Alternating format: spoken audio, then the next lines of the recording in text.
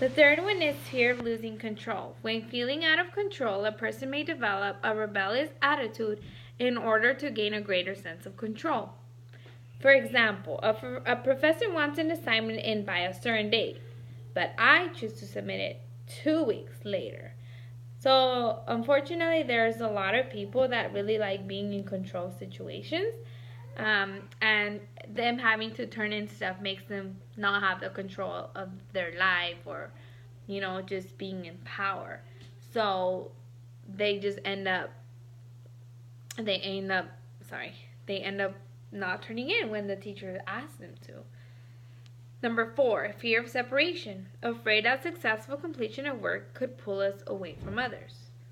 Number 5, fear of attachment. Afraid that successful completion of work could draw others too close. There's a few others. These are just the top 5. I'll go over a few of them. Fear of unknown. The fear of change, low motivation, lack of assertion, peer influence, lack of relevance, lack of self-confidence, uncertainty of what is expected. I can really see this one going on. I can say for an experience of myself, when I was in high school or even as an undergrad, when we would have projects that we would have to do, a lot of the times, not knowing what a project was or how I was going to do it or what my topic idea was going to be, that was always something that was kind of scary. And instead of like going and researching how to do it, I would just prolong it and say, oh, I'll just do it tomorrow, or tomorrow I'll go and like find my friend and talk about it. But when we would have time to do it, we wouldn't do anything. So what would happen? We keep prolonging it and prolonging it. Have you had anything like that in your experience? Yeah, for my math project, I didn't know how to do it, and I would ask my friends if they knew how to do it.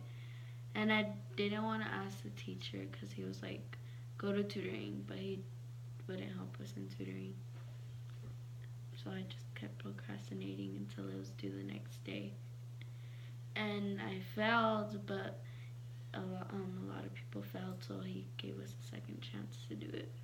That's fair enough, because if obviously he doesn't want the whole class failing. So a few other ones is laziness. I want to say laziness is a huge one. A lot of the students are lazy. They don't want to do it. They just rather be doing other stuff, so they procrastinate due to the laziness.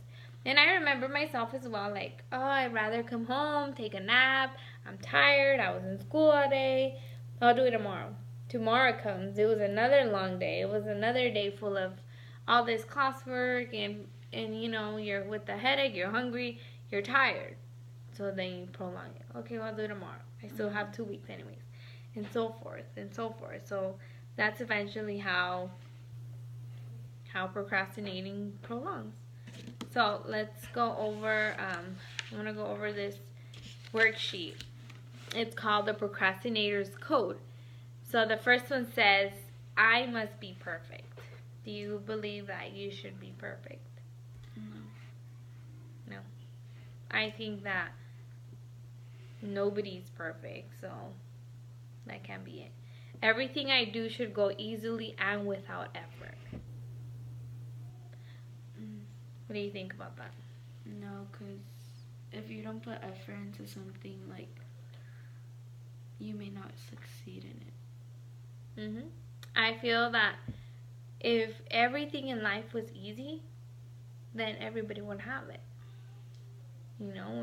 But something that's worth having takes a lot of effort. For example, to have your undergrad degree, your bachelor's, that takes a lot of effort. But it has its benefit.